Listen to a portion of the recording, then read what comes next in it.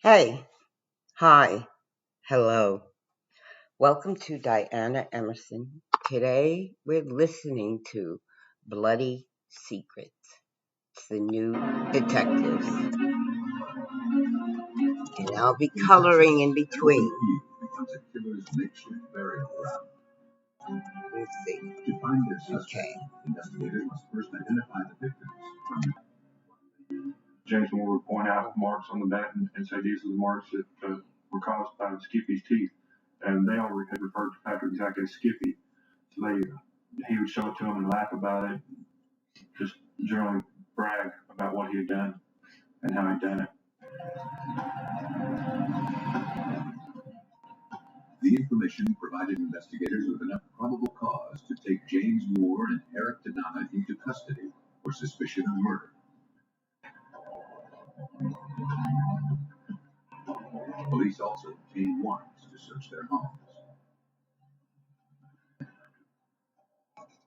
After placing James Moore in custody, police began searching his residence for proof of murder. They collected several baseball bats.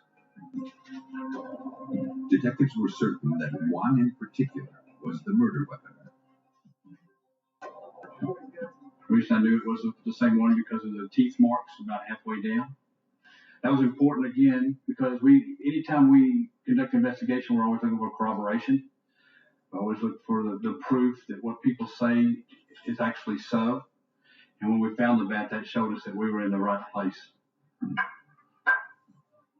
The evidence was forwarded to the crime lab for a closer look. A few miles away, police spotted Eric Tadana driving his vehicle. He was also taken into custody and transported to the Tarrant County Jail for questioning. While the suspects awaited interrogation, criminalists inspected the baseball bats. Forensic anthropologists positively identified the gouges on one of the bats as human teeth marks. Though they could not say with certainty that the marks had come from Patrick Zaka's teeth, the finding corroborated the inmate's testimony. Investigators had no doubt that they had Patrick Zaka's killers in their custody. When presented with the charges of murder and the evidence amassed against him, James Moore refused to make any statements. Instead, he requested the presence of his lawyer. But Eric Tadana was a different story. Fearing that his friend James Moore would accuse him of being the killer in order to avoid the death penalty, Tadana agreed to talk. He confessed to being a participant in the murder of Patrick Zaka, and he was willing to testify that it was all James Moore's idea. According to Tadana, he and Moore took Zaka to the golf course not to look for hallucinogenic mushrooms, but to kill him. When they were in a secluded area, Moore struck with a baseball bat, hitting Zaka several times in the head. Tadana joined in, stabbing Zaka repeatedly, finishing the kill. The killers then dug a shallow grave with the very shovel Zaka had carried. They buried their secret and left to go to a party. James Moore and Eric Tadana pled guilty to the murder of Patrick Zaka. James Moore was sentenced to 20 years in prison. Eric Tadana received 45 years.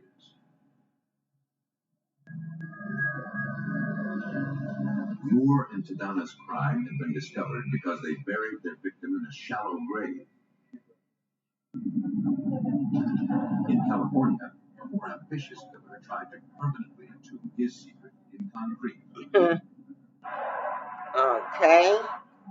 On July 26, 1995, Ken Adamson entered the Indio, California Police Department to report his brother, Al Adamson, missing. He described his 66-year-old brother as an intelligent man. As a director of low-budget horror films dating back to the 1960s, Al Adamson enjoyed a cult celebrity status.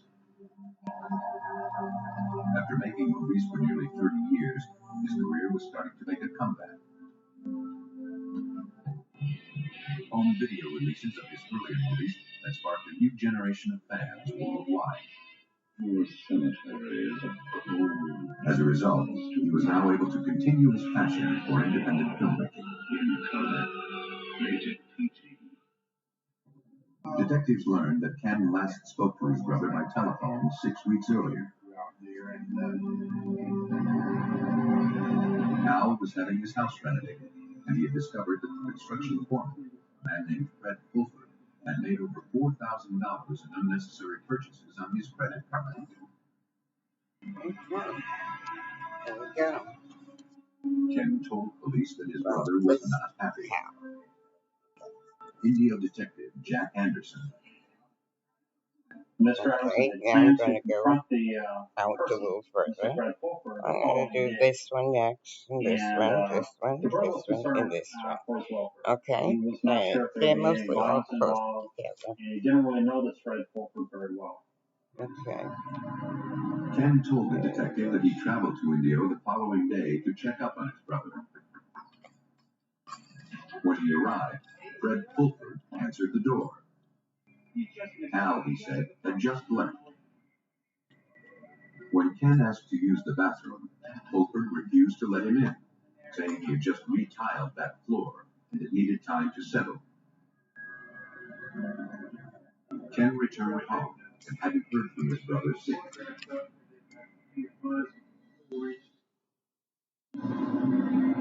Those 6 weeks had passed since anyone had contact with Al Adamson. There was no evidence suggesting he had met with foul play. Still, Indio police agreed to look into the case. They went to Al Adamson's home to look around. There, they were met by a man who identified himself as the property caretaker. He said that Fred Fulford had hired him to watch the place while the renovations continued. Fulford, he explained, had left on a trip to Florida in Al Adamson's pickup truck a few weeks earlier. He hadn't seen Al in a while either, but believed the director was away scouting locations for an upcoming film. Detectives asked to look around the residence. The bedroom closet was mostly empty, and the lack of suitcases led the officers to speculate that Al Adamson had simply gone on a trip. Investigators examined the master bathroom that Fulford had prevented the director's brother from using 6 weeks earlier. The floor of the large room was covered with new tiles. We were able to get permission to walk through the house and did not notice anything out of the ordinary. There was no unusual activity or signs of any struggle or anything like that. Detectives began interviewing Adamson's neighbors. One nearby resident, a woman who cleaned Al Adamson's house, had information. She said that the day after Al Adamson was last seen, she saw Fred Fulford and some of the workers removing a jacuzzi from the master bathroom. Too bad. Heard the alarm go off. She watched as they loaded it into a truck and carted it away. The following day, she noticed a cement truck parked in front of the residence. This was odd, she said, because the jacuzzi was one of Al Adamson's most prized possessions. Mr. Adamson had really enjoyed this jacuzzi inside the residence, and he would use it almost on a year-round basis. Even though there was another one next to the pool outside, for some reason he seemed to prefer the indoor one. And this raised a lot of suspicions about why it would be taken out if, in fact, he did enjoy it that much. Only Al Adamson and Fred Fulford knew the answers. and neither of them could be located. Weeks passed without a break in the investigation. Police were beginning to suspect that Al Adamson had not gone missing on purpose. But without a body, they had no way to prove that a crime had been committed.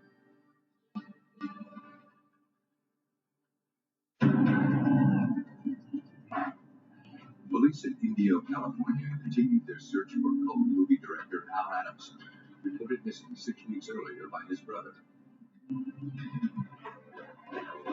Though investigators suspected that Fred Fulford, the man hired to renovate Adamson's house, was involved in the disappearance, they lacked proof that a crime had taken place. And Fred Fulford was nowhere to be found. While reviewing statements made by Adamson's cleaning team, one peculiarity caught investigators' attention. Al Adamson had 2 jacuzzis in his residence,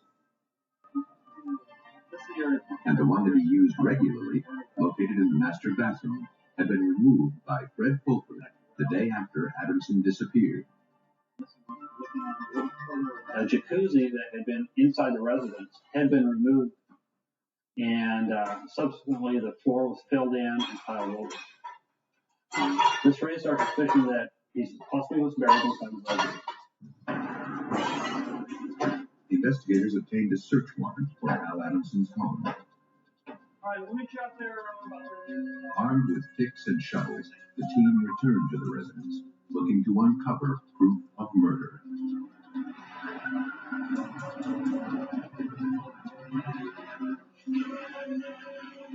They focused their efforts on the newly tiled bathroom floor. As we were doing the excavation, we were stirring up a lot of dust and dirt, and there was about 10 of us crammed in this little 12-foot square room, along with our excavation equipment. Very miserable. Normal foundations range from 4 to 6 inches in depth. Detectives found several feet of cement where the jacuzzi used to be.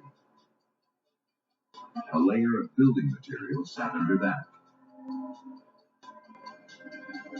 By 8:30 the next morning, the team had been digging for 18 hours.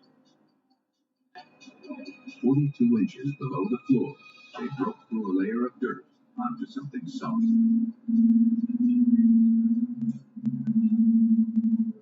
Someone had buried a comforter under the concrete.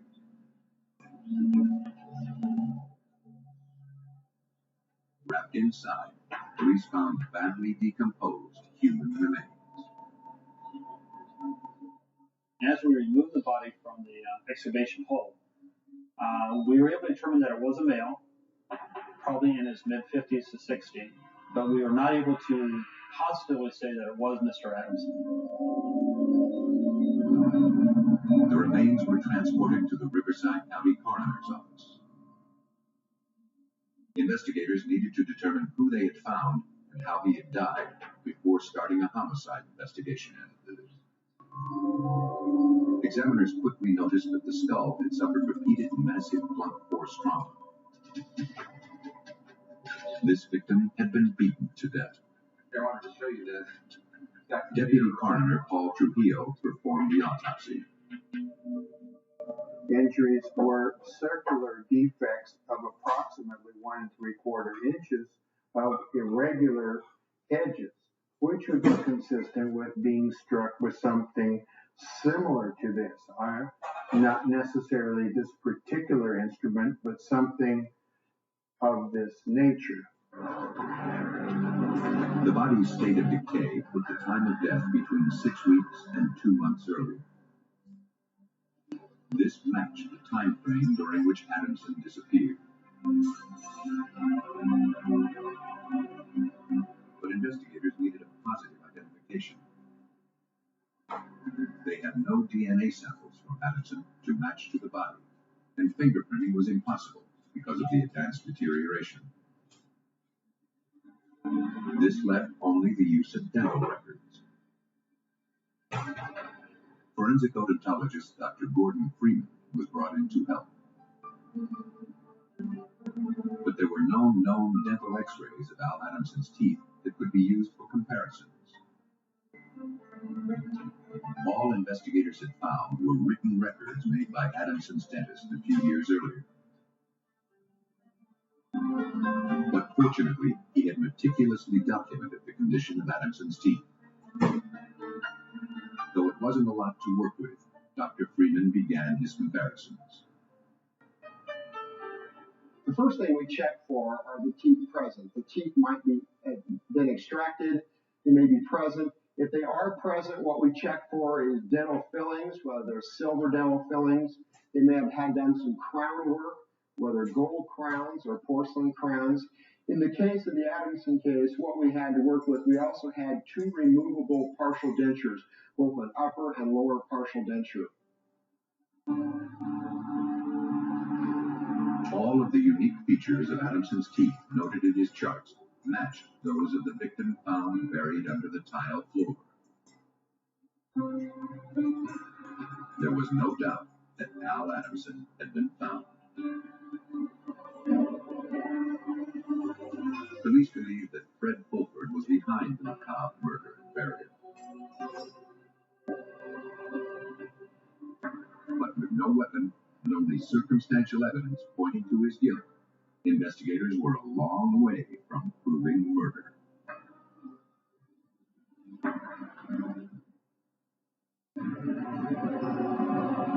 Human remains found buried beneath several feet of concrete in an Indio, California home were positively identified as missing film director Al Adamson.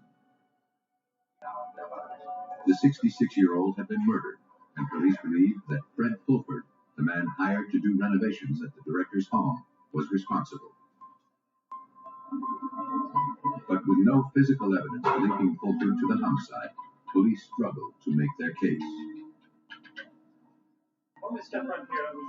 Investigators contacted the owner of the concrete company, who had delivered cement to Adamson's home a few days after he disappeared. He positively identified a picture of Fred Fulford as the man who accepted the load.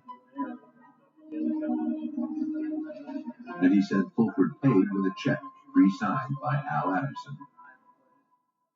He never saw Adamson himself. The man explained that Fulford had ordered a full 4 yards of concrete to fill in a hole left by a jacuzzi that had been recently removed.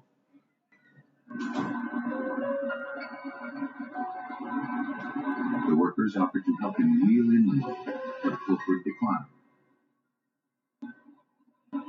The man thought it was odd that Fulford insisted on wheeling all of the heavy concrete into the house by himself. But for police, it made perfect sense. Fulford was trying to keep everyone away from a crime scene. Though circumstantial, police believed that all of the evidence pointed to Fred Fulford as the killer. To find him, they tracked recent activity on the murder victim's credit card.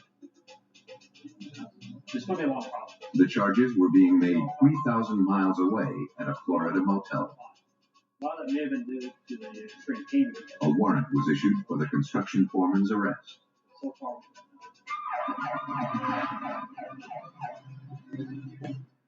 When Florida police spotted Fulford still driving Al Adamson's pickup truck, they moved in and placed him under arrest. Though he was dressed in the victim's clothes, he denied any knowledge of the murder.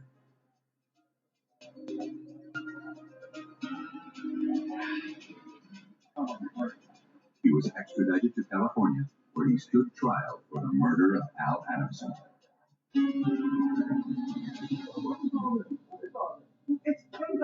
Police theorized that when Al Adamson confronted Fred Fulford over the excessive credit card purchases and threatened him with legal action, the contractor became enraged.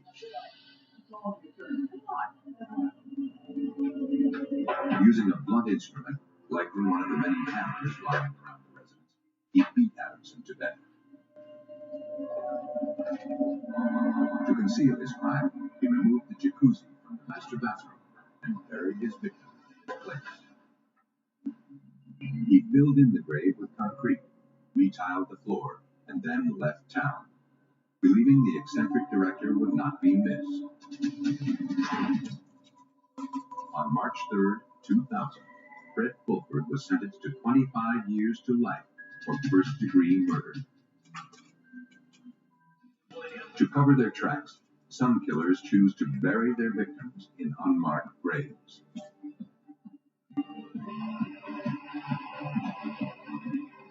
But the dirt cannot always hide their crimes. With the help of forensic scientists, investigators can unearth the smallest of clues and uncover a killer's buried secrets.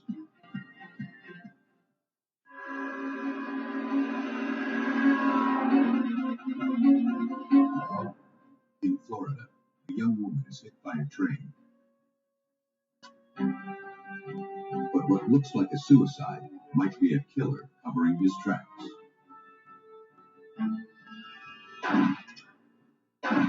A woman disappears from her Arizona home.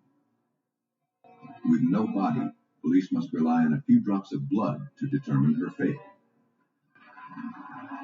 In California, police are called to the scene of a grisly double homicide.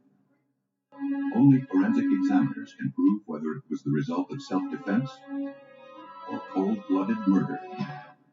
Some killers go to great lengths to manipulate a crime scene. But the truth is hard to disguise, and forensic examiners can see through the deception, especially when it's written in tainted blood.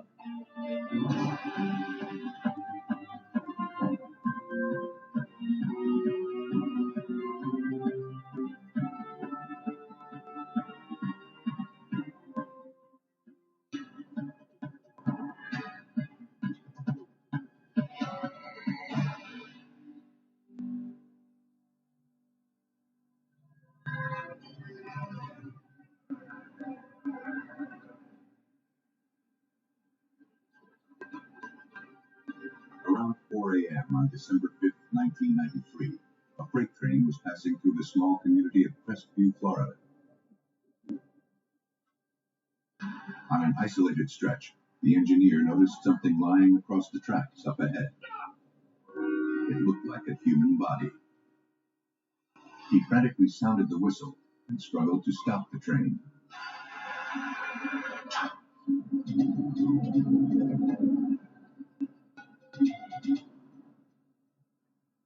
Underneath the 120-ton train, he discovered the lifeless body of a woman. The engineer quickly radioed in for help.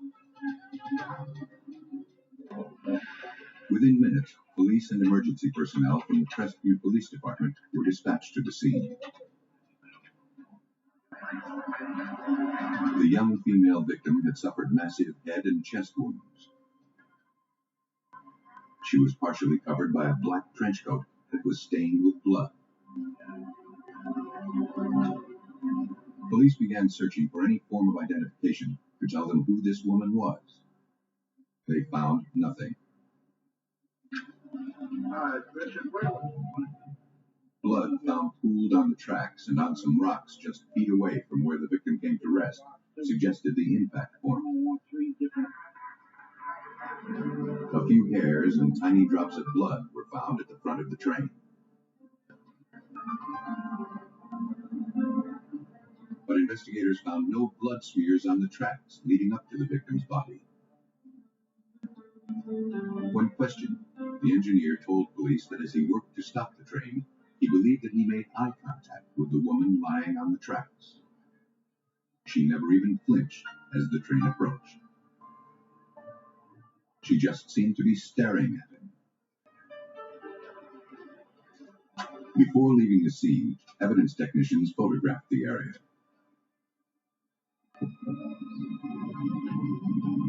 At autopsy, the medical examiner determined the cause of death to be severe trauma to the unidentified victim's head and chest. She had suffered multiple skull fractures and a broken rib. To the medical examiner, all of the injuries were consistent with having been caused by the train. With no obvious signs of foul play noted during autopsy, investigators began looking for other explanations behind the tragedy. For Chief Maxie Barrow, there seemed to be only one. We're thinking that it could possibly be a suicide. It could be somebody who was depressed and laid down on the railroad track and let a train run over. To confirm their suspicions, investigators first had to identify the young woman. Several local residents believed she was 24-year-old Sherry Morrow, who lived with her husband less than a mile from the train tracks. Police went to the address. There, they were met by John Morrow, Sherry's husband, and the couple's roommate. Investigators showed the husband a photograph of the victim. John Morrow couldn't believe what he was seeing. The woman lying dead on the railroad tracks was his wife, Sherry. Morrow said that he and Sherry fought the night before. She believed he was flirting with another woman who was at a party at the couple's house. She became enraged. John followed her outside, determined to convince her that she was mistaken. They walked up the street to a payphone. She was cold, so John gave her his trench coat. Despite his efforts, Sherry remained angry and seemed depressed. John returned home, believing the best thing he could do would be to leave her alone. He thought that Sherry called a friend to come pick her up.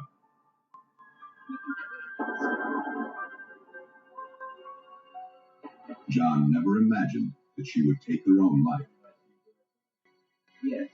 The couple's roommate corroborated John's story.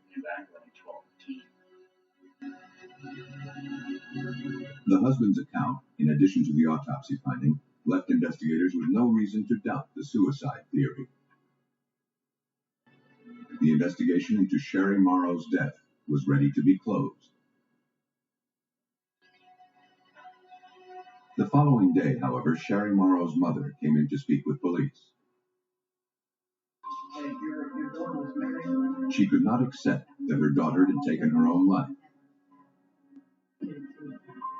John, she said, had had numerous affairs that Sherry found out about.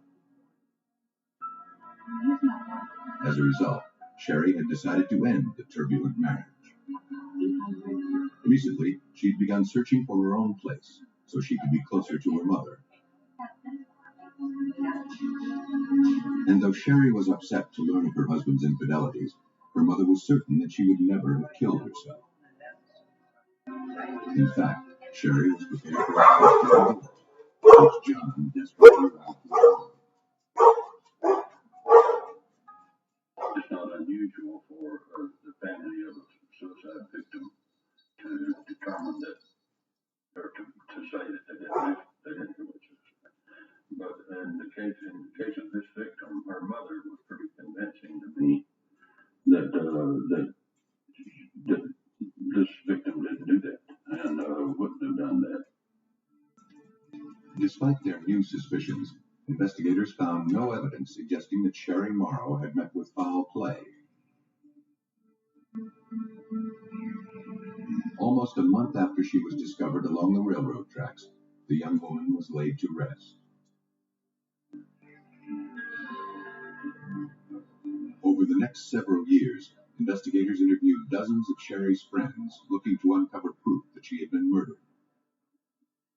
But they found nothing. The investigation into Sherry Morrow's death ground to a halt. The case was handed over to Crestview Police Lieutenant Jerome Worley. Determined to breathe new life into the investigation, he began re-interviewing the couple's friends and associates, starting with their roommate. The roommate again corroborated the story John had given 2 years earlier. On the night Sherry died, he said John followed her after she stormed out of the house in anger. But he returned soon after and never left the house again. Detectives sensed that the roommate wasn't telling the truth. Under threat of prosecution, he changed his story. John, he said, was sick of his wife, and he often bragged about how easy it would be to kill her and to make her death look like a suicide or an accident. He said that on the night Sherry died, John was gone for hours after leaving with her. When he returned, John was agitated. His knuckles were red. And he told the roommate, "It's done." Though the roommate's testimony confirmed investigators' suspicions that John Morrow was involved in his wife's death, Lieutenant Worley knew it wouldn't be enough to prove murder. The roommate would be contradicting himself with a new statement, and it would just be his word against the husband's word in court. So we knew we'd have to have some physical evidence to prove the case. But with the victim laid to rest and little evidence recovered from the scene, finding proof of murder would not be easy. For nearly 3 years, police in Crestview, Florida struggled to make sense of the death of 24-year-old Sherry Morrow. Though all of the evidence suggested she had taken her own life by lying in front of an oncoming train, investigators suspected that her husband, John Morrow, had murdered her. But they didn't have a shred of proof. The investigators forwarded what little evidence they had to the Florida Department of Law Enforcement's crime lab in Pensacola. There, examiner Jan Johnson, an expert in bloodstain pattern interpretation, began examining photographs of the scene and the victim's clothes. Starting at the place where Sherry was struck by the train, Johnson began analyzing the bloodstains. Generally speaking, if you would have a body lying on a railroad track and the body's still, there's no movement. So therefore, when the train would strike the victim, you would have spattered blood at that point of impact. But in the photographs, there was no blood spatter at that spot. The blood was pooled. For Johnson, the only way to explain the findings was that Sherry was already bleeding when she laid down on the tracks. The lack of any blood smeared along the tracks leading up to Sherry's body was also troubling. If it was a train striking a woman lying on the railroad tracks, I would expect to see a trail of blood leading from the point of impact to the final resting place. In fact, no bleeding had occurred from any of the wounds caused by the train. That would only make sense if she was dead at the point of impact. Once the heart stops, the blood flow ceases. So therefore, any injury that occurs after that fact, you will have very little bloodshed. But if the train hadn't killed her, the question remained, what had? To find out, Johnson began analyzing the bloodstains found on the victim's clothes. She found blood spatter on the victim's t-shirt that didn't correspond to any of the head injuries noted in the original autopsy report. The size and the location of the spatter on the t-shirt was consistent with a specific type of injury. If I had not known this was a train case and just received the clothing solely alone in the laboratory, I would have clearly thought someone had been beaten just by looking at the clothing. Because again, we've got the spatter pattern on the t-shirt, and this would be consistent with someone being beaten, stabbed, something of that nature. Johnson passed on her findings to Crestview Police. The forensic analysis convinced detectives that Sherry Morrow had been murdered. To take this case before a jury, however, they needed to find the fatal injuries that had somehow gone unnoticed years earlier. 3 years after she was laid to rest, Sherry's remains were exhumed and forwarded to the medical examiner for a second autopsy. A new medical examiner began looking for evidence of homicide. On the back of the victim's skull, he found injuries consistent with blunt force trauma. And the wounds were not consistent with any of the injuries caused by the train.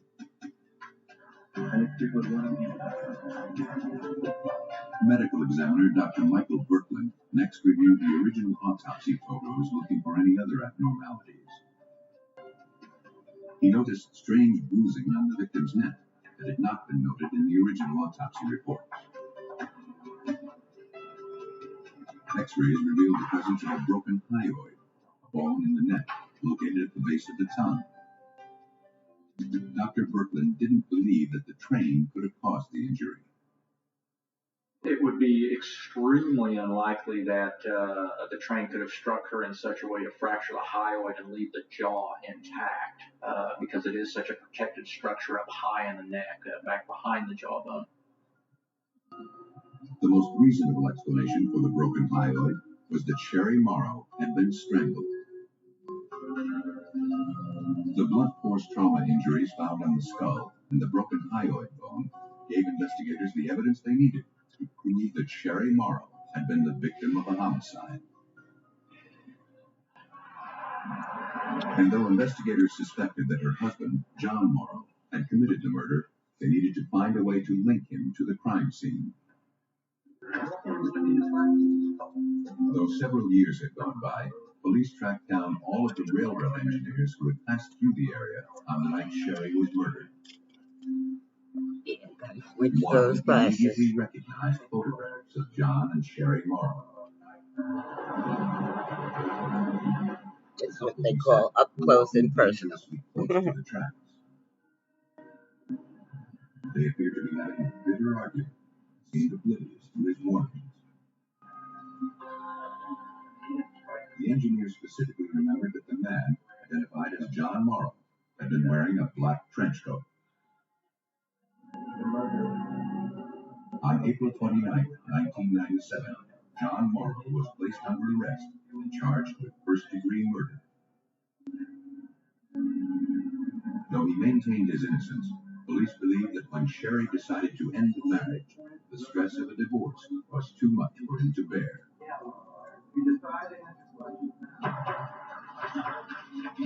As the couple argued while walking along the railroad tracks, John grabbed a blunt instrument and struck Sherry in the back of the head.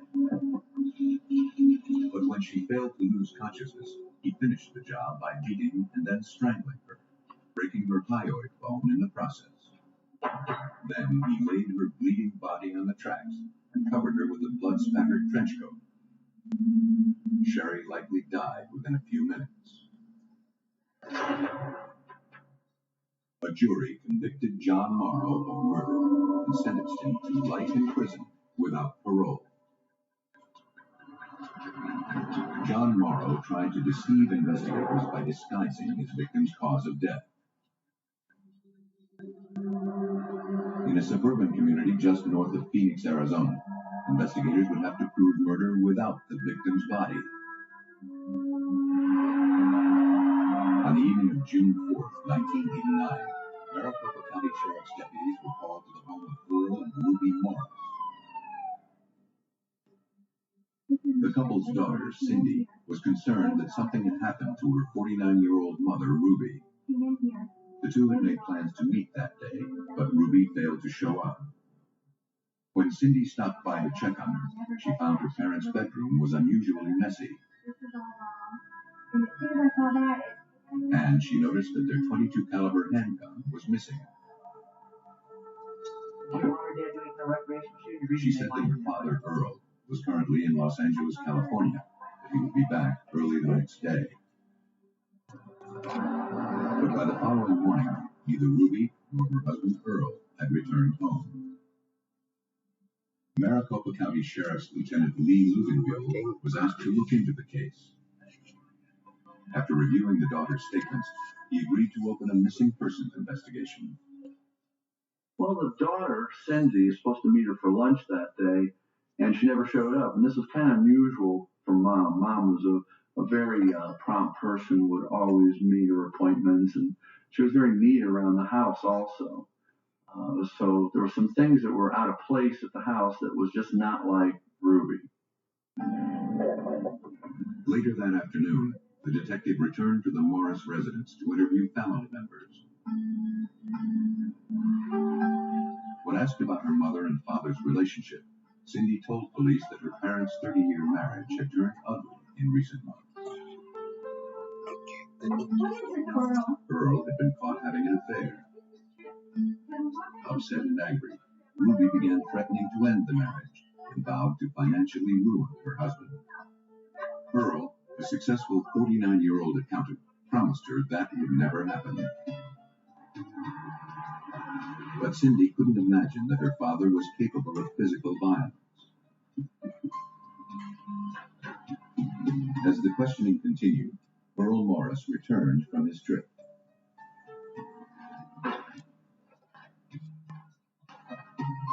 Cindy commented that he wasn't driving his own car.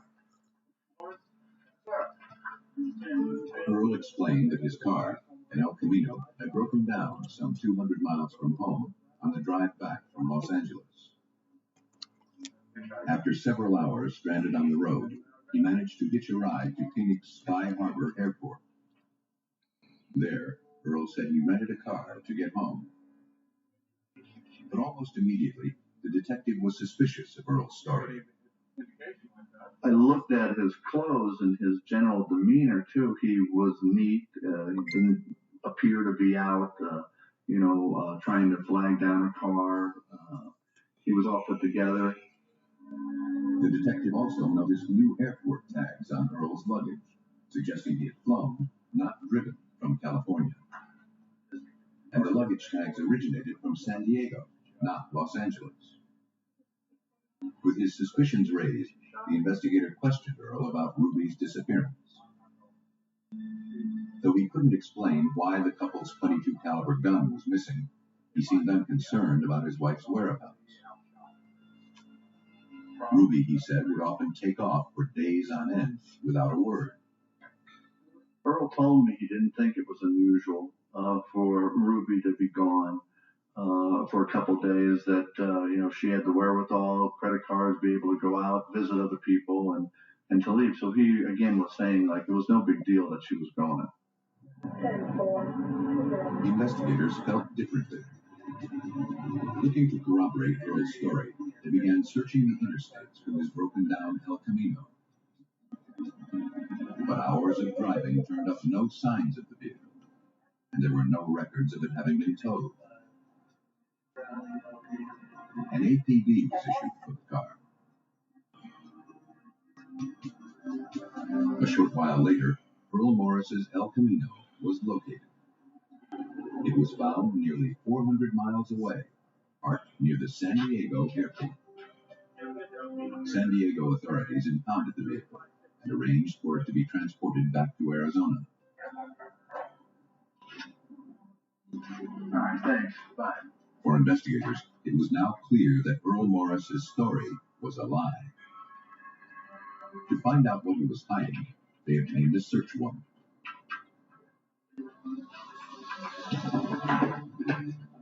Later that evening, police returned to his residence. Having observed no obvious signs of foul play, investigators began scouring the bedroom for trace amounts of evidence.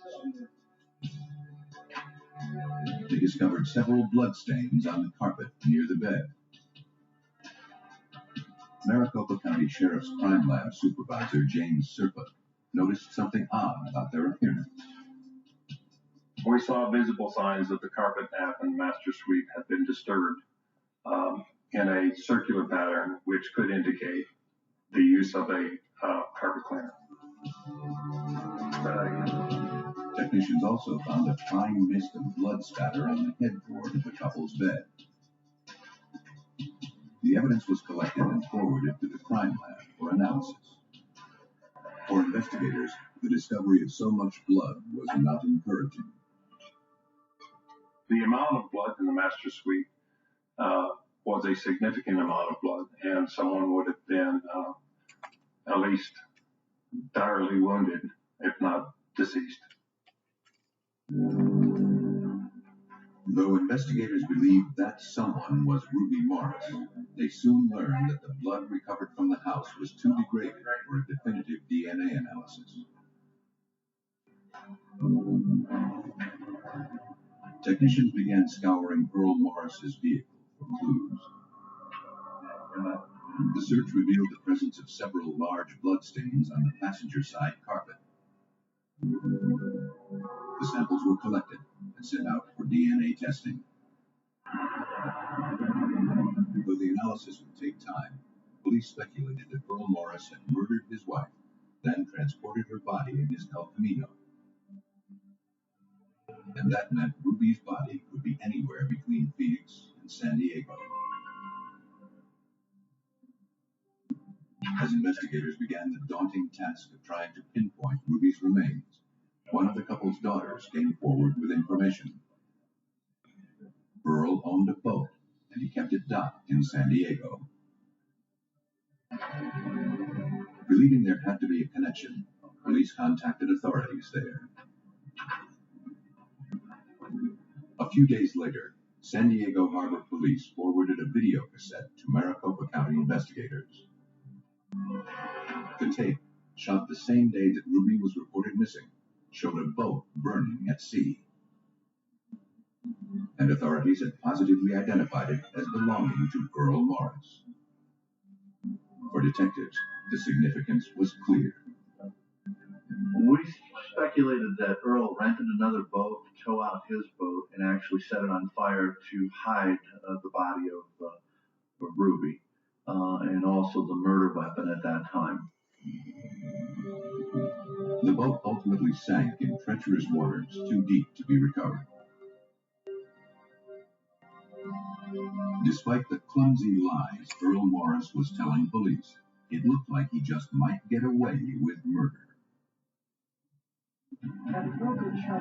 Detectives in Maricopa County, Arizona, were convinced that Earl Morris had murdered his 49-year-old wife, Ruby, and then entombed her in a watery grave several hundred miles away off the California coast.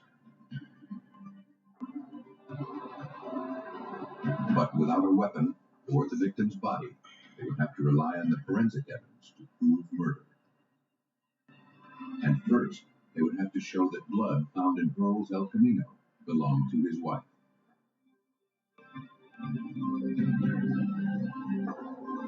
With no known samples from Ruby to compare to the evidence, examiners turned to a process called reverse paternity typing, which isolates strands of DNA that pass unchanged from mother to child. Maricopa County Sheriff's Crime Lab Supervisor James Serpa then compared the genetic of the samples of Camino to those generated from Ruby's two daughters and from her siblings. The blood stain on the carpet of the El Camino was the mother of Ruby's children and the sibling of Ruby's brother and sister. Though their case was largely circumstantial, investigators arrested Earl Morris and charged him with murder. Through his lawyer, Earl refused to make any statements. As the trial approached, investigators struggled to come up with more incriminating evidence against Earl Morris. But they found little else. Then, word came in that Earl Morris wanted to talk. He admitted he had been lying to authorities, but he said it wasn't to cover up his wife's murder. Ruby, he said, had killed herself.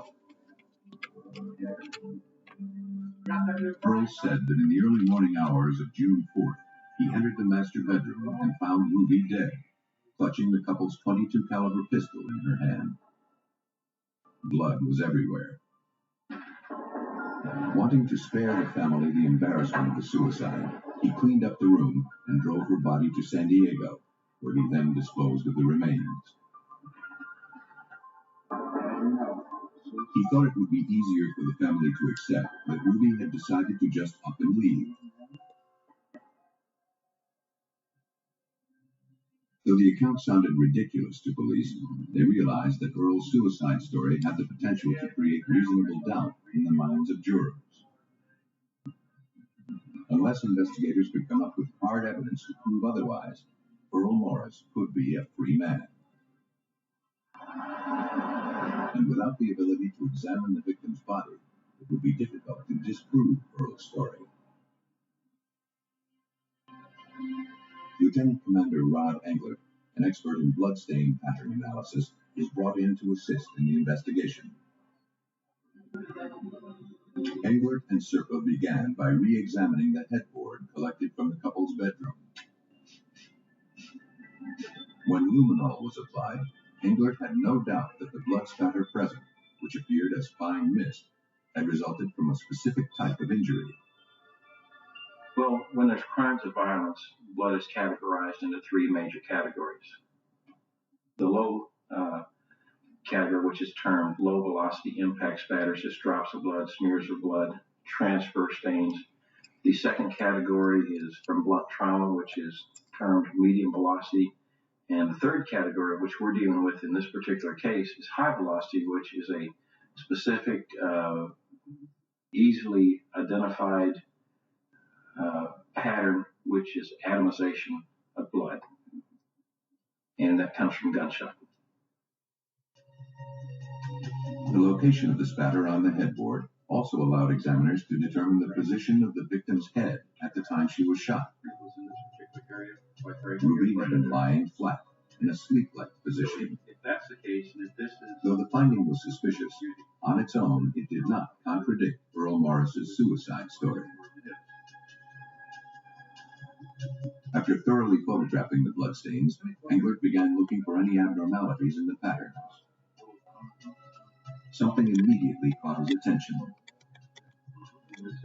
As you look at the headboard, a left to right direction, you have a pattern of blood going up that direction. You have another pattern of blood overlapping it and going in another direction.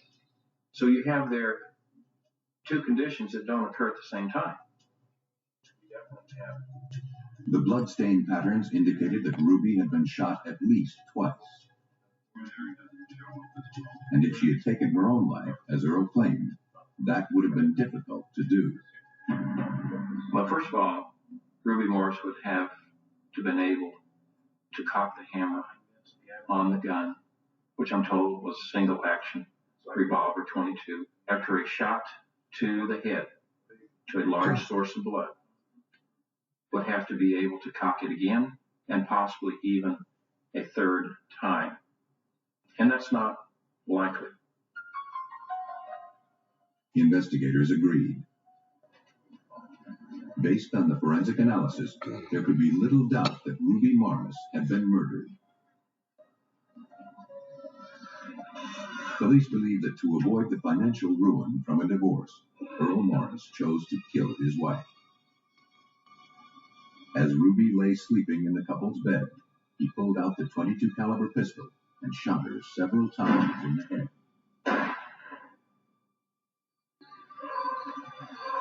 After cleaning up the crime scene, he loaded her bleeding body into his El Camino and drove several hundred miles away to San Diego.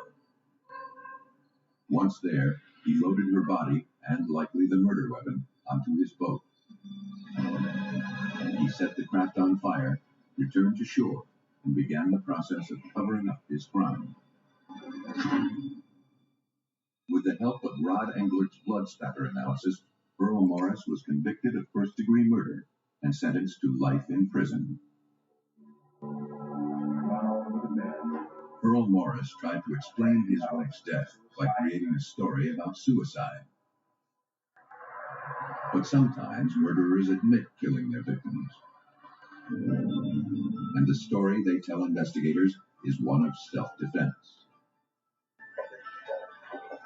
Around 1:30 a.m. on October 18, 1984, the Sacramento County Sheriff's Department received a frantic 911 call.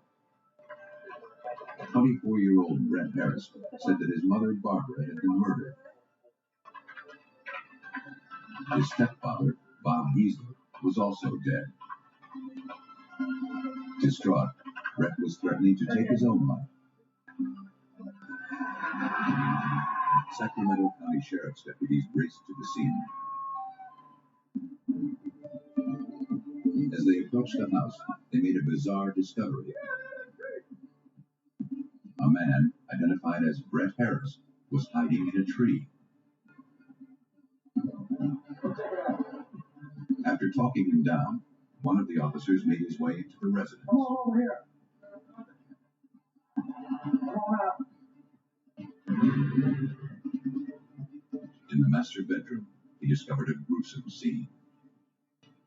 A woman lay dead on the mattress. And on the floor nearby was another lifeless body. Officers from the Sacramento County Sheriff's Department were dispatched to the home of 52-year-old Bob Giesler and his 55-year-old wife, Barbara. The couple had been brutally murdered. Investigators questioned Barbara's son, Brett Harris, who had called 911. After some time, he was able to recount what had happened. Brett said that around 1:30 a.m., he heard a commotion, and then a scream coming from his parents' bedroom. When he entered their room, he saw his stepfather standing above his lifeless mother. He saw an axe handle lying on the floor. As he went to grab it, his stepfather then attacked him with a box cutter. Brett said he managed to overpower him, and in self-defense, he beat his stepfather to death. The young man was transported to the police station. Evidence technicians made their way into the bedroom. According to crime scene unit investigator Brian Kennedy, both victims had been savagely beaten. Their heads and faces were grotesquely disfigured, and there were bloodstains all over every surface. At one time, the air must have been filled with atomized mist or droplets of blood falling out of the air. It was quite a horrendous sight. Technicians began looking for evidence to help them reconstruct what had happened inside the room.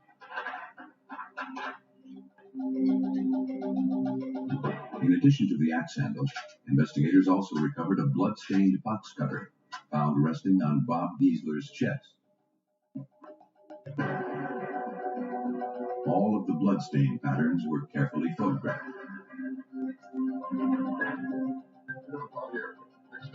As the search of the house continued, officers followed a trail of bloody shoe prints that led from the bedroom to the kitchen. The trail stopped in front of an opened utility drawer. Unsure what to make of the findings, officers created a visual record of the evidence. At the police station, investigators struggled to obtain coherent answers from Brett Harris. He was unresponsive to their questions and began rambling on about the devil and other things that made little sense. Officers photographed several superficial wounds on his body. Police also collected his blood-stained clothes. With so many unanswered questions, police hoped autopsies of the victims could tell them more. The medical examiner concluded that Bob and Barbara Giesler had both died from massive blunt force trauma to the skull. The beatings had been so savage that both the victims' arms had been broken while defending themselves during the assaults. Special Assistant Attorney General David Drewliner followed the investigation. For him, the autopsy findings were troubling. The viciousness with which the two individuals were killed, Harris's mother and his stepfather, was extremely similar. And so had the stepfather been the killer of his own wife, and then Harris been the killer of the stepfather, You wouldn't have expected necessarily it to have been in such an identical manner. Authorities couldn't ignore the possibility that one person had committed both murders. If Brett Harris was responsible for the vicious double homicide, investigators needed to find out what could have motivated such rage. They turned to family members for information. Brett's stepsister told detectives that her stepmother and father had always maintained a good relationship with Brett. Though Brett would sometimes find himself facing legal problems, his mother and stepfather would always look out for him, bailing him out of jail on a number of occasions. Brett's stepfather even employed him at his tool-making company in hopes that the young man would find himself.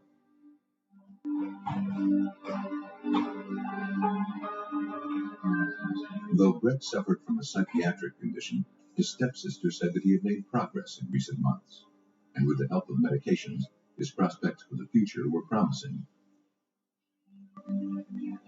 She added that Bob and Barbara's relationship was strong, and she could not imagine that her father would ever hurt her stepmother. Nothing investigators had learned jived with Brett Harris's version of events. Believing the 24-year-old was hiding something, they turned to examiners at the Sacramento County Sheriff's Crime Lab for answers. There, examiner Brian Kennedy looked to the blood evidence to help him reconstruct the crime. This was an interesting case where we had 3 people in a house where only one person came out alive, and he had a story. The story was not completely and totally impossible in piecing it all together. I tried to support his story. I actually looked at it to see if I could prove him correct. But in one of the photographs taken in the bedroom, Kennedy noticed something odd. Though the entire room had been saturated with the victim's blood, the carpet underneath the stepfather's body was clean. For Kennedy, there seemed to be only one way to explain that fact. He goes down onto the floor, and he's incapacitated and shields the floor from any blood that would come from his wife. And so we know that he's down first because she's then attacked and her blood covers the rest of the room. And we can put her blood on top of him. We can't put it underneath him. The finding contradicted Brett's story that his mother had already been bludgeoned and was bleeding by the time he entered the room. With the evidence now pointing to Brett Harris as his mother's killer, Kennedy began analyzing bloodstains on his clothing for proof. But serological tests showed that all the blood on his clothes had originated from his stepfather. Kennedy now wondered if it was possible for Brett to have bludgeoned his mother while avoiding getting her blood on him. To find out, he devised a blood spatter experiment. Simulating the assailant's position, he began striking sponges soaked with blood with a wooden instrument, looking to see how the resulting blood spatter would stain his clothing. The result surprised him. The first couple blows, I actually turned my head to the side so I wouldn't get a full face of spatter. And I found out I wasn't getting anything. I just started relaxing and letting it go. I started beating it even harder, and it was all going out to the sides. Very little was coming back at me, if any.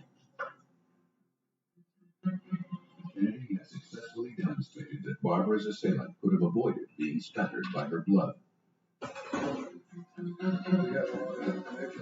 And coupled with the other findings, it was clear that Brett Harris's story was a lie. So the bottom line is, the 2 deceased people who couldn't speak for themselves spoke volumes with the bloodstain patterns that were produced from them. And I was unable to support or substantiate anything that the defendant had said. After being charged with 2 counts of first-degree murder, Brett Harris underwent a psychiatric evaluation. He now admitted to both killings, but claimed it was in self-defense. After explaining that his parents were possessed by warlocks, Brett Harris entered a plea of not guilty by reason of insanity. Though Brett had been previously diagnosed with a mental condition, prosecutors believed the story he was now telling was just a desperate attempt to escape justice. He wasn't insane. And by that I mean, did he know what he was doing? Did he know he actually was killing human beings? And did he know that it was wrong? And there was no doubt. The answer to those questions was yes and yes. He knew it was wrong. Otherwise, why call 911 immediately after? He knew it was a crime. But to win a murder conviction, the parties needed to find physical proof that cold-blooded murders were not the result of an insane mind. Forensic examiners in Sacramento, California, concluded that 24-year-old Brett Harris had brutally bludgeoned his mother and stepfather to death. After being charged with 2 counts of first-degree murder, the suspect told psychiatrists that warlocks possessed both Bob and Barbara Giesler, and he killed the couple in self-defense. Brett Harris entered a plea of not guilty by reason of insanity. To prove that he was lying in order to avoid the death penalty, authorities turned once again to the forensic evidence.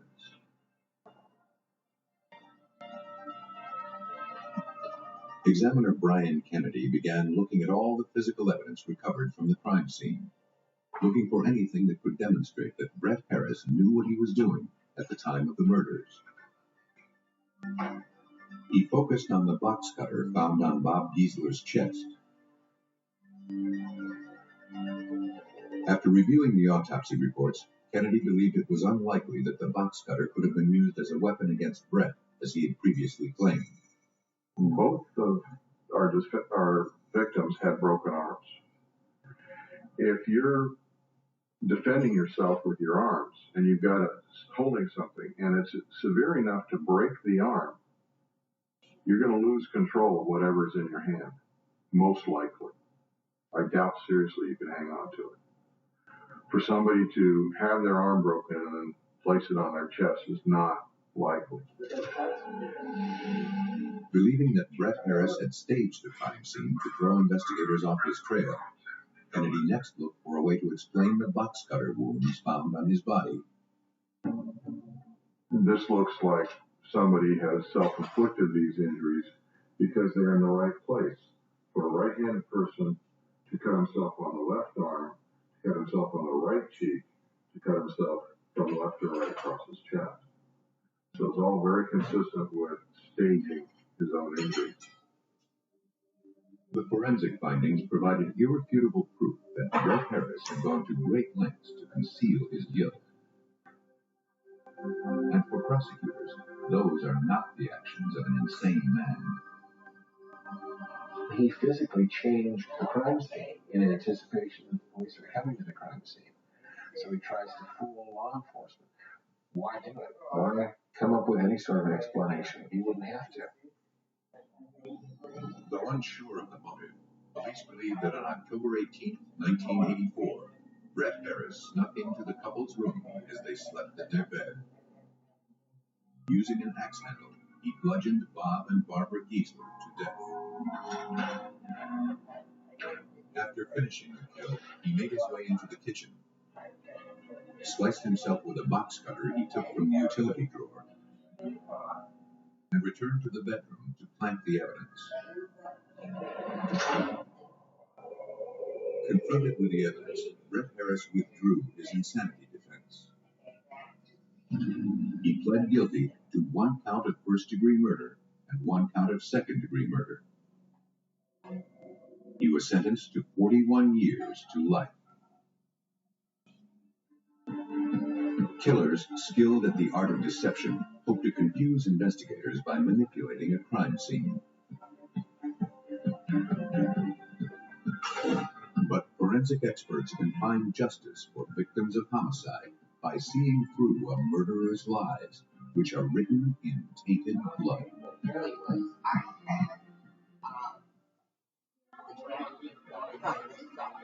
So at the same time, counting the map and chicken and raw, I planted the hope that I can undo a matter. Well, starting off, they could possibly get but what I'm going to do is my time to go on with that. Viciously attacked in her sleep by a suspected serial killer. After she slips into a coma, investigators struggle to identify a suspect. When she regains consciousness, she IDs her attacker. And he is no stranger. In the past, eyewitness testimony and circumstantial evidence could spell doom for a suspect without an ironclad alibi. Today, forensics experts are clearing the falsely accused using DNA to uncover proof of innocence.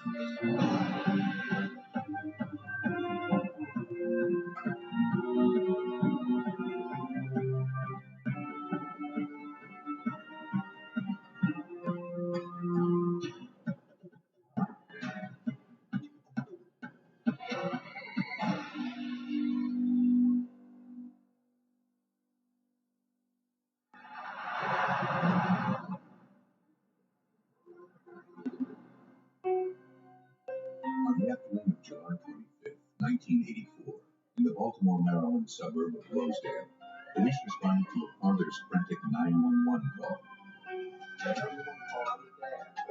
Thomas Hamilton reported that his 9-year-old daughter Dawn was missing. His sister had been babysitting Dawn and Dawn's cousin Lisa that morning. It's just behind the apartment houses. 8-year-old Lisa told police that she and Dawn had left to go play at a nearby pond around 10:30. The surrounding wooded area was a great place to play hide and go seek. 15, no, 20. 1, no peeking. 2, But after some time, the two became separated. 6, 7. Lisa couldn't find her cousin and thought that maybe Dawn had decided to go back home. But she had not returned. After an hour passed without a word, the aunt became concerned and contacted her brother. Thomas Hamilton knew that Dawn was familiar with the woods and thought it was unlikely that she had simply become lost. He feared that something terrible had happened.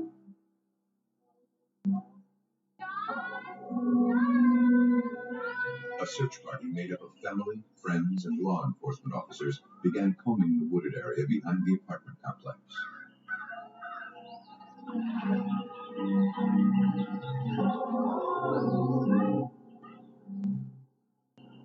After several hours, their efforts had turned up nothing.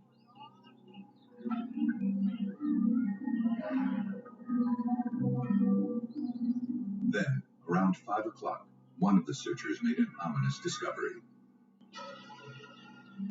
A pair of child's underwear was found hanging from a tree branch. Investigators quickly began searching the immediate area. Within a few minutes, their worst fears were confirmed. Lying face down in a pile of brush, they found the lifeless body of 9-year-old Dawn Hamilton. Got a body here. Here's the little girl. I'm not feeling the pulse. Her skull had been crushed, and there were indications that she had been sexually assaulted. Evidence technicians were dispatched to the scene.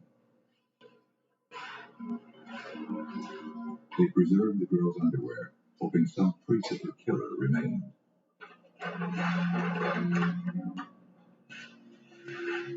Investigators collected a large piece of cinder block found near the victim's head It appeared to be consistent with having caused the trauma to Dawn's skull. The body was removed from the scene and sent to the medical examiner's office for That's the autopsy. pepper. I'm cooking. Yes, I'm cooking. Word of the young girl's death quickly spread through the city. Tony Pipitone, reporter for the Baltimore Evening Sun at the time of the homicide, followed the investigation. The murder of Dawn Hamilton would soon become front-page news. This was a huge story for this area. I mean, it's not every day a 9-year-old girl disappears and then turns out murdered. There were a lot of people out there. There was a lot of concern about who the killer was and whether they would find this killer. Investigators hoped the autopsy might provide some clues to the killer's identity.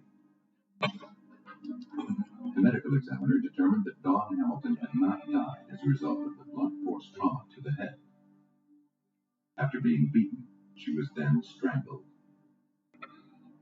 Though there were also indications that the young girl had been sexually assaulted, the medical examiner found no evidence of rape.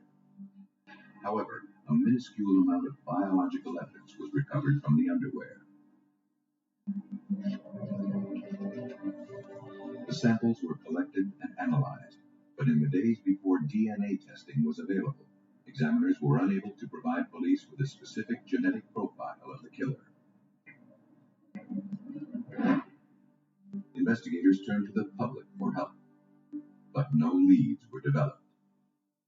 I want to ask you about what happened at the farm. But a short while later, 2 boys from the Rosedale neighborhood came in to speak with police. They had seen Dawn with a strange man at the pond just hours before the young girl's body was found. The boys had been searching the area for turtles earlier that morning. When they spotted a stranger fishing by the side of the pond, they decided to show off their catch. As they were talking to the man, Dawn Hamilton emerged from the woods. She was looking for her cousin Lisa and asked if the boys would help her.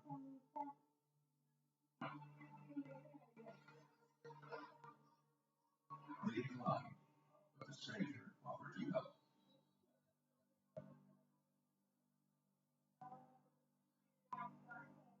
Moments later, Dawn disappeared into the woods with the men.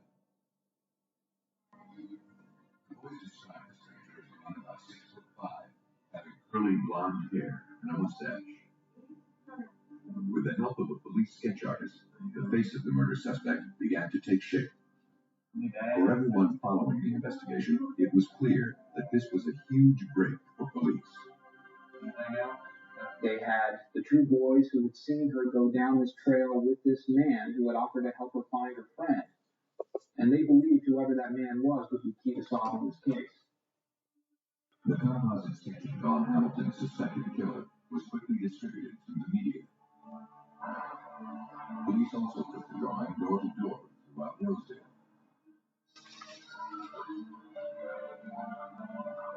Several neighbors claimed to have seen the man lurking around the area on the day of the murder.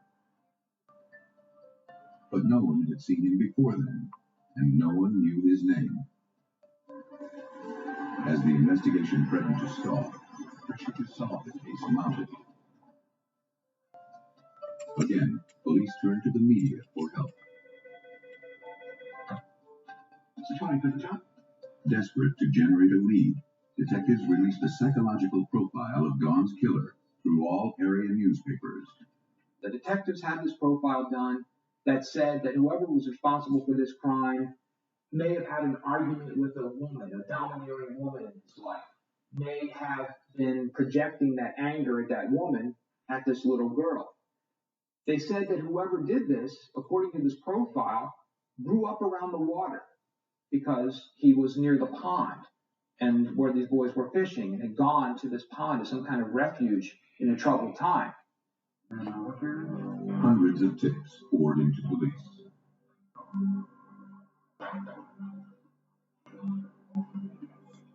One anonymous caller said he recognized the composite in the psychological description as a man he knew named Kirk Bloodsworth.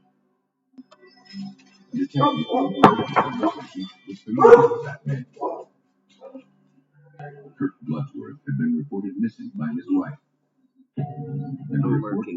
shortly after Dawn Hamilton was found murdered. Believing there may be a connection, investigators quickly arranged to speak with Bloodsworth's wife. She said in the weeks before Dawn's murder, she and her husband's marriage began to deteriorate. And why hasn't it been paid yet? Kirk accused her of spending beyond their means. Frustrated, she fought with him constantly. As the tensions mounted, Kirk became distant and preoccupied.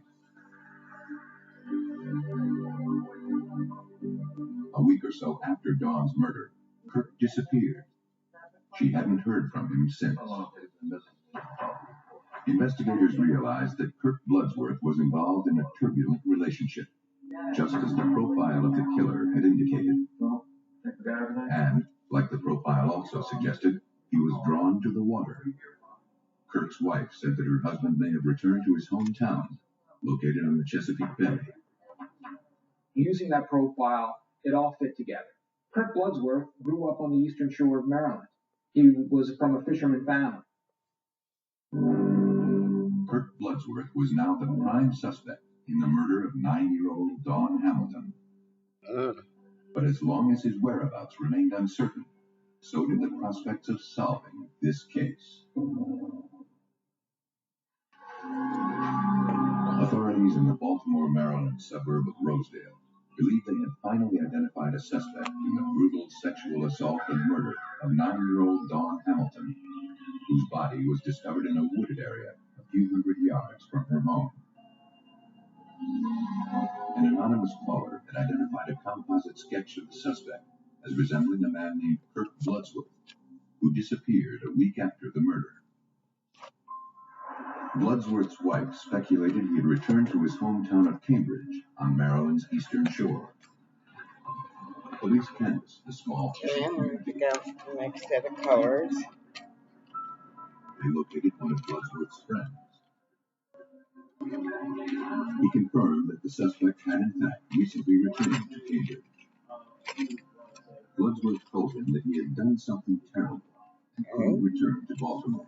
Look at this. The I'm friend going to do didn't this ask one any more next. questions. He told police where Bloodsworth was currently staying. Look on this one next. Okay. And then The suspect was contacted and brought in for questioning. this one's next. Though Kirk Bloodsworth denied any involvement in the homicide, he was unable to recount exactly where he was at the time the murder occurred. Detectives next asked him what he had done that was so terrible that he couldn't return to Baltimore. Bloodsworth responded that he had failed to take It's great his to wife sit out down for a and do taco things Saturday like that dinner, every now and and he then. knew she would never forgive him. It's something comforting To for me. police, the explanation was ludicrous. I can think Investigators clearly, produced a large piece of cinder and block, similar to the one found at I'm the crime scene, occupying my and a mind with photo of the something that victim is to see how soothing. the suspect would react. They placed the rock in the interview room without referring to it specifically. And they watched his reaction. And I remember one of the detectives saying, you could see him just kept going, staring back at that rock. You know, his eyes would shift, back at that rock, back at that rock. Everything about the suspect led authorities to believe that he was Dawn Hamilton's killer. Now, 2 decades later, Kirk Bloodsworth recalls that there was nothing he could have said to convince them he was not involved in the murder. And he kept drilling me and drilling me. And all I kept saying was, I didn't do it. I'm telling you, I didn't do it. No, I might not know exactly where I was right then and there, right now, but I didn't do it. I know whatever it wasn't killing a little girl that day. But the evidence continued to suggest otherwise. The boys who helped create the composite sketch of the suspect were shown a photo lineup. Though Bloodsworth was shorter and heavier than the boys had described, and his hair was a different color, they picked him out as the man they had seen with Dawn near the pond. Several Rosedale residents also identified photographs of Bloodsworth as the man they saw hanging around the day of the murder. In the early morning hours of August 9th, 1984, police traveled to Bloodsworth's cousin's home on the eastern shore, where he was staying at the time. It was 2:45 in the morning, and he said, "There he is." And I physically turned around and looked the other way because I was expecting them to see, my cousin's boyfriend or something or somebody else, not me. And I was just in total shock by the fact that there was 20 people on the lawn with guns and police cars. They were surrounding the house, front and back, all over the place. Don Hamilton. Kirk Bloodsworth was charged with first-degree murder. And though the case against him was circumstantial, prosecutors sought the harshest penalty. You had the boys who identified as being the man that went into the woods with Don Hamilton. So it was eyewitness identification. There was nothing forensically solid placing him at the scene or placing him as a killer of this girl. Still, it took less than 3 hours for the jury to find the defendant guilty of murder and sexual assault. 2 weeks later, 21-year-old Kirk Bloodsworth returned for sentencing. Kirk stood up and said, "This is a travesty. This is misjustice. He would never do that to a girl." The judge sentenced him to death. One of the most horrible feelings I ever had was when they sentenced me to death and the courtroom erupted in applause for my execution. From prison, Bloodsworth committed himself to overturning his conviction. He eventually received an appeal, and at a second trial, the judge commuted his death sentence to 2 consecutive life terms. But for a man claiming he had nothing to do with the murder of Don Hamilton, that was hardly a consolation. Kirk Bloodsworth dedicated himself to finding irrefutable proof of his innocence, no matter how long it took. 8 years into a double life sentence for the murder of 9-year-old Don Hamilton, Kirk Bloodsworth was no closer to convincing Maryland authorities that he had been wrongly convicted. I talked to anyone and everyone that I could. The person in the visiting room that I didn't even know, the guard that was walking me from there, the dental technician at sick call, the priest that comes see me every week. I wrote thousands of letters over the 8-year period. I just kept trying to get somebody to listen to me. And all it did was fall on deaf ears. Then, several years later, he learned of a new forensic technology where DNA analysis was being used to convict criminals. Bloodsworth had an idea. I thought, well, if it can exonerate a person, set them free. Dr. Ed Blake of the Forensic Science Associates Lab in Northern California agreed that recent advancements in DNA technology should now offer Bloodsworth hope that previously didn't exist. Oh, I'm trying to redeem myself. Okay? There was no DNA technology for all intents and purposes. It's not that the science didn't know about DNA. Certainly, generally, science did know about DNA. It's just that the technology for doing work in a forensic setting hadn't evolved to the point where that technology was useful in a forensic setting. Fortunately for Kirk Bloodsworth, things had changed since the mid-1980s. Examiners began looking into the case. The only item that potentially held exonerating evidence was Dawn's underwear found at the crime scene. Examiners, however, were confronted with 2 immediate problems. First, there was no guarantee that any genetic material remained on the gun. Secondly,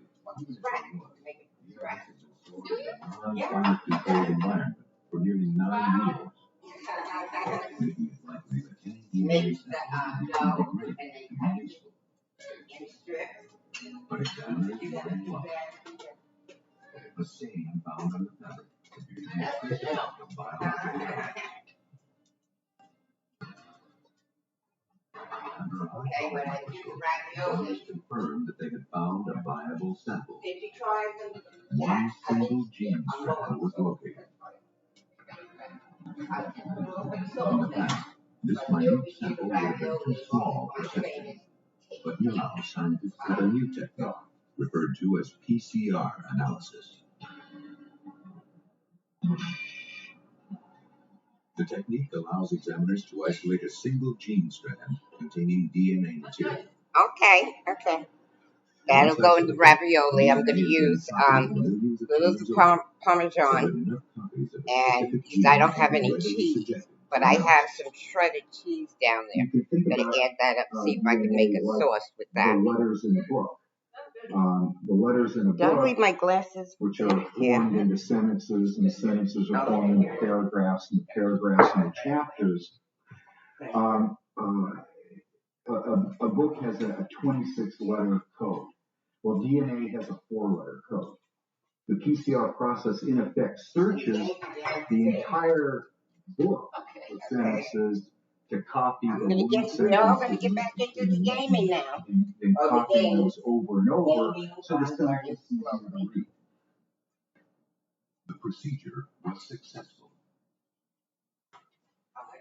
After comparing the genetic profile of Kirk Bloodsworth to the one generated from the evidence, Dr. Blake concluded that Bloodsworth could not have killed Dawn Hamilton. Mostly all the dogs.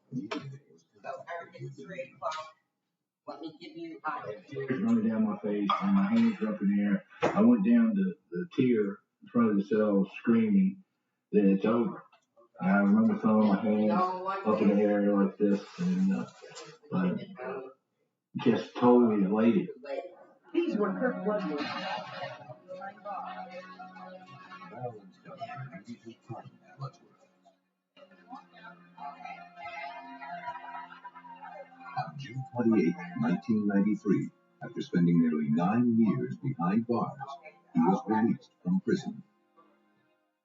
He was later awarded $300,000 in compensation. Though he returned home to the Eastern Shore, the homecoming was bittersweet. Kirk's mother had not lived to see him a free man. My mom knew. She knew her son. She knew everybody that she raised was not like that. ham look really good. I guess all she knew her son well. Knew me well. Well enough to know that I was innocent of what I was in there for. For police in Rosedale, Maryland, as long as Dawn Hamilton's real killer remains at large, the investigation into her murder will never be closed. In Maryland, an innocent man was freed thanks to advanced forensic technology. A convicted killer in Southern California also claims to be paying the price for another man's crime.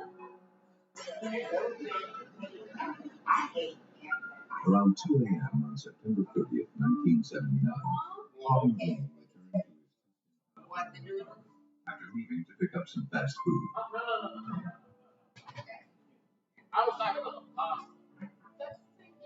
He was only gone for an hour. Clothes were shattered around the residence. Uncoupled bed, he found his favorite wife, Diana, unconscious. She was bleeding badly. Green quickly called police.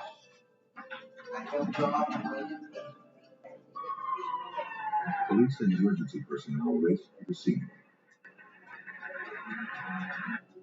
Diana was alive, but in critical condition. She'd been savagely beaten. After stabilizing the victim, paramedics rushed Diana to the hospital. There, the 20-year-old expectant mother lapsed into a coma.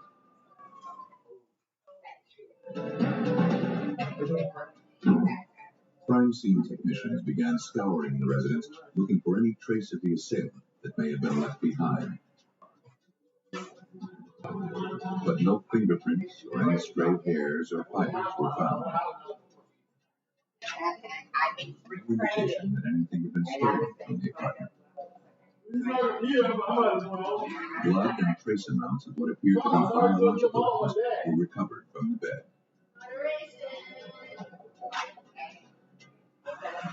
With the only witness to the assault in a coma, police turned to her husband, Kevin Green, for answers. The morning before corporal told investigators that he and Diana had friends over for drinks earlier that evening. Around 1:30 a.m., shortly after the guests left, Kevin was hungry and decided to go out for some fast food. There were several parties in the neighborhood. Kevin forgot to lock the door. As he made his way to his car, he noticed an African-American male walking aimlessly down the street. He had never seen the man before. But with all of the parties going on, Green thought nothing of it. When he returned a half hour later, he saw the same man climbing into a black van. He didn't get a good look at the stranger's face. After watching the van pull away, Green made his way inside. Kevin now believed that the stranger was involved in the assault on Diana. He added that his and Diana's marriage was a good one. To this day, Kevin Green can't imagine why anyone would have attacked his wife. There's no reason in my mind, I can't think of any warnings that I've heard or any reference to anything like this. She doesn't have any, I don't have any. Why would this happen? What has happened? At the crime lab, technicians began trying to answer those questions. Biological evidence recovered from the victim's body and the bed confirmed Diana Green had been sexually assaulted. But in the days before DNA came by, investigators could do to tie this sample to a specific individual, even if the suspect emerged. And that wasn't the only obstacle facing investigators. Though the victim was still alive, Costa Mesa homicide detective Barbara Geisler knew she would have to make her case without the eyewitness testimony of Diana Green. One of the injuries to her head was described to me by the doctors at the hospital as if she had fallen off a two-story building head first. And it was really a miracle that she survived. And so she suffered from lapse in memory. I think so. Your problem. As soon as investigators began reviewing the details of Diana Green's assault, something immediately caught their attention. The MO was frighteningly similar to 4 unsolved rapes and murders that had occurred throughout Orange County within the past 9 months. All the young female victims were found sexually assaulted and brutally beaten to death. And in each homicide, the killer apparently entered the victims' residences through unlocked doors. Nothing was taken from any of the apartments, suggesting the perpetrator had not been motivated by robbery.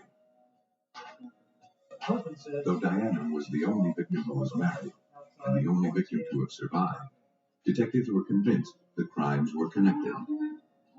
The apartment was downstairs. She was home alone at the time of the incident. The apartment did not appear to be ransacked. She was sexually assaulted, and she was running. That's enough similarity certainly to get your attention.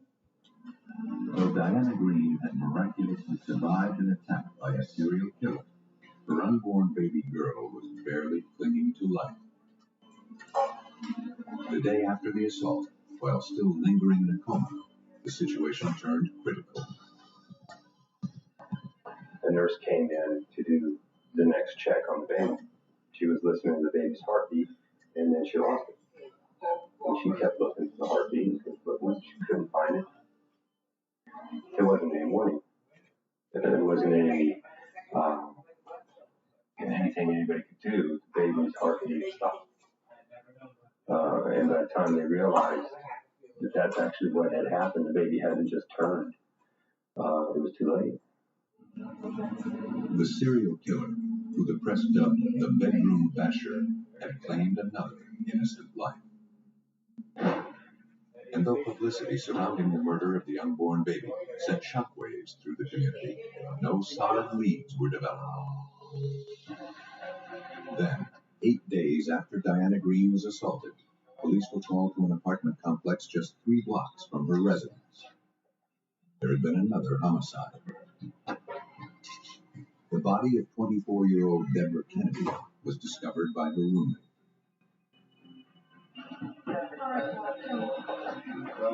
The coroner at the scene concluded that the young woman had been sexually assaulted and bludgeoned to death in her first-floor apartment. Police were able to collect biological evidence of rape, but no other clues to the killer's identity were found. Tustin Police Lieutenant Bill Fisher was assigned the case. It was clear to him that Deborah Kennedy and Diana Green had both been victimized by the same predator. We found that they were both in their early 20s. They lived about a mile and a half apart from one another. The attacks themselves were both very similar, blows to the forehead with some kind of a blunt object, and they had both been sexually assaulted. There had now been 6 similar attacks in less than a year. 5 women and an unborn baby were dead. Detectives had no leads. It's difficult to say. And though Diana had emerged from her coma, the injuries to her brain were taking longer to heal than expected. Without her testimony, identifying the bedroom basher would be difficult. A month later, after being released from the hospital, Diana was finally getting her memory back. And she was anxious to meet with police.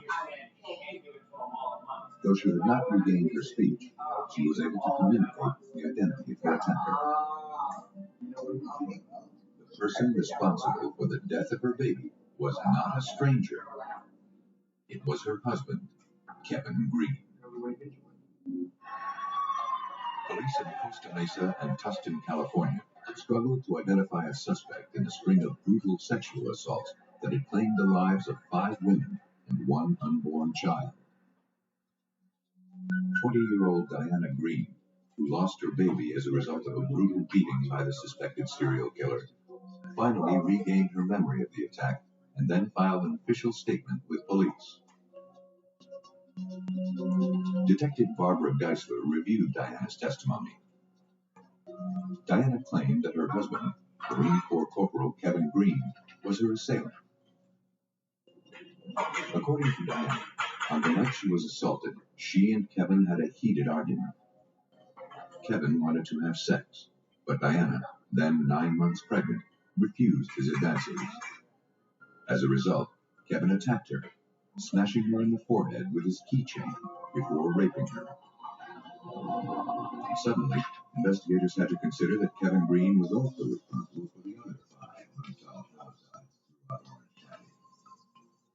After retracing his movements over the previous year, it was clear that he could not be the bedroom basher. However, he could have staged the attack on his wife to make it look like the crime of the serial killer. In fact, they operated the husband had committed the crime, quote unquote, as a one-off, keeping in mind all the homicides that were occurring had been publicized greatly throughout the counties. To confirm this, police began interviewing the couple's friends and associates. Though Kevin had told police his marriage to Diana was solid, one of the couple's neighbors said that the two would often have heated arguments that could be heard throughout the complex. We next interviewed the couple that had spent time with Kevin and Diana just hours before the assault. They described a tense relationship. They recalled that just after Diana learned she was pregnant, Kevin became abusive toward her during dinner one night. He was convinced she would use the pregnancy to avoid being intimate with him.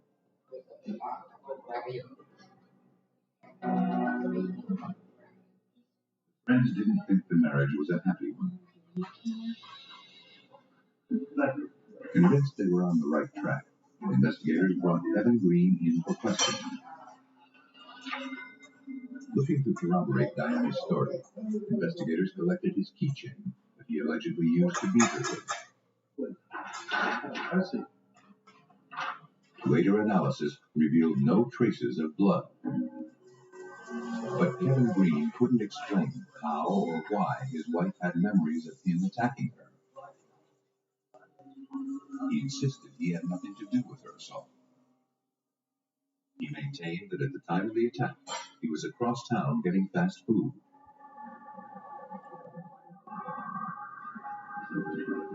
For Lieutenant Bill Fisher of the Tustin Police Department, something about the suspect's alibi was suspicious.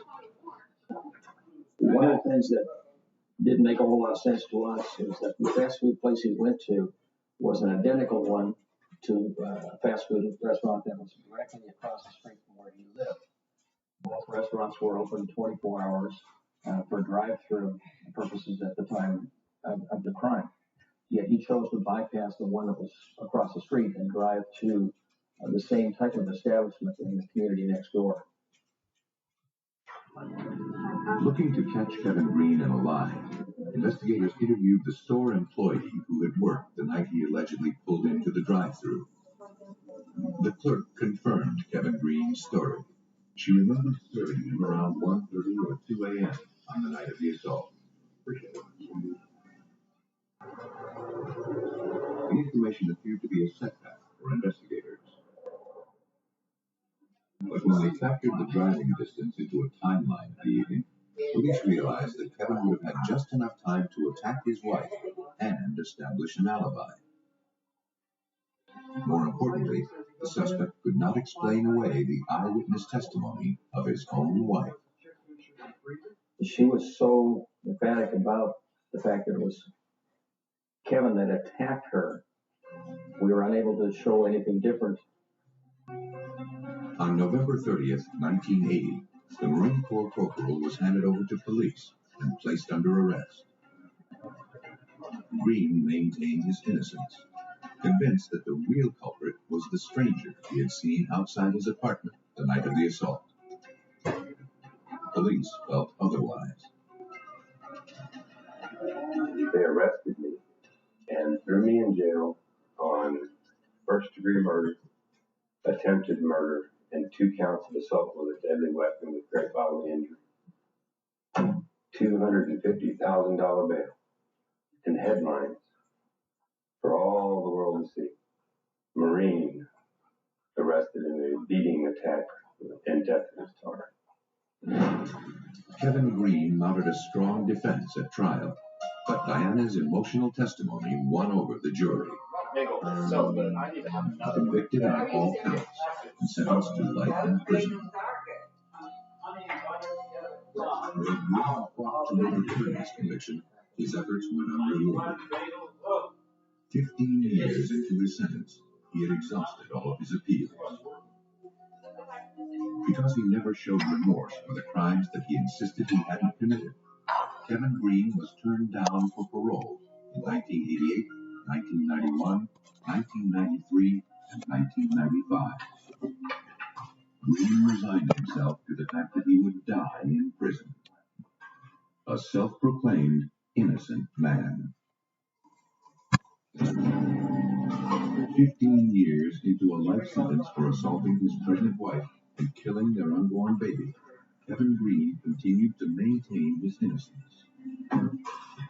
But with all of his appeals exhausted, his only hope for justice was that the real culprit, who Green believed to be the serial killer known as the Bedroom Basher, would someday be caught. But Tustin and Costa Mesa police had been unable to identify a suspect in the 5 unsolved 1979 homicides. The investigations into those murders had ground to a halt. But in the summer of 1995, Tustin Police Detective Tom Hartley learned of a new national database called CODIS, the Combined DNA Identification Index, that had the potential to re-energize those investigations. We were instructed that a database existed in which you could take evidence from unsolved cases, develop a genetic profile from that evidence, and then that evidence would be put into a computer which is maintained by the state of California that holds genetic profiles of known offenders, people who are in prison or have been convicted of certain serious crimes. So you could take the two genetic profiles and see if there was a match between the unsolved case and the known offender. Detective Tarpley requested the case files for any of the unsolved serial murders that contained potential DNA evidence. Lieutenant Bill Fisher, who had also worked the case against Kevin Green, had one. He turned over the file of 24-year-old Deborah Kennedy, who was bludgeoned to death within days of the assault on Diana Green. When Lieutenant Fisher brought me the Deborah Kennedy case file, I went through that file, looking at the physical evidence, and it appeared that there was a rape kit that was taken at the time of her discovery. Hoping to close one of the unsolved bedroom basher murders, detectives retrieved the sexual assault case and sent it to the Orange County Sheriff's Crime Lab for analysis. But now, more than 16 years since the specimen was collected, criminalist Frank Fitzpatrick wasn't sure if the old sample would be of any use. The problem was that the sexual assault case had not been refrigerated, had not been frozen, and we really had no idea of what kind of shape this biological evidence was going to be in. We asked one of our DNA analysts to work through the night and to see what they could do with trying to extract some DNA from this. Technicians were in luck. Trace amounts of genetic material were extracted from a clipping of Deborah Kennedy's bed sheets. Using the PCR technique, the DNA was then copied so that criminalists would have enough material to test. The analysis produced a genetic profile of Deborah Kennedy's killer. When investigators entered the profile into the CODIS database, they found an identical match.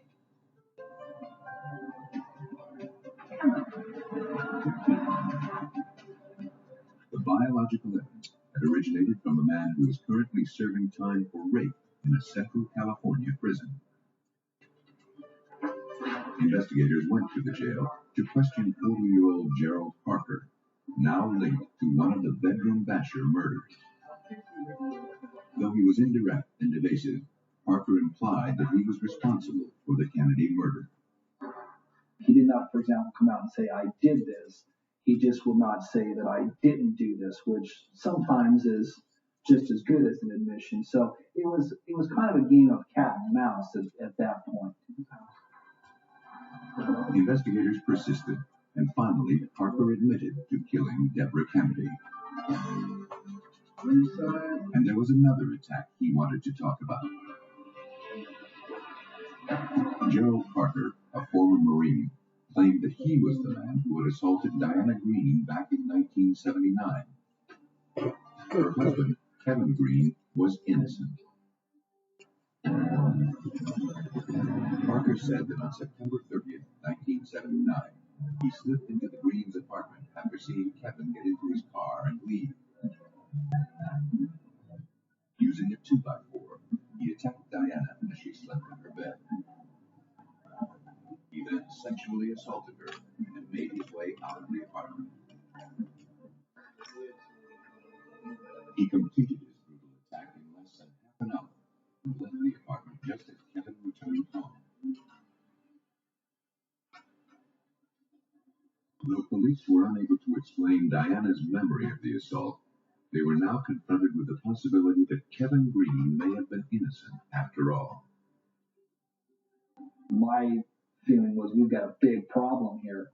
We've got a guy that is in prison, locked up for a number of years for murder that he didn't commit, but it became our job to show that Parker was in fact the real killer, and that's where the human element came in. We had to get that information from him that could ultimately set Kevin Green free if in fact he wasn't the offender. And the best way to do that was through the physical evidence. The biological samples recovered from the Diana Green case and samples from all of the unsolved bedroom basher murders were sent out for a DNA analysis. At the Orange County Sheriff's Crime Lab, examiners generated a genetic profile of all of the samples. They all shared the same genetic code. And they had all originated from Gerald Parker. The findings were passed on to investigators.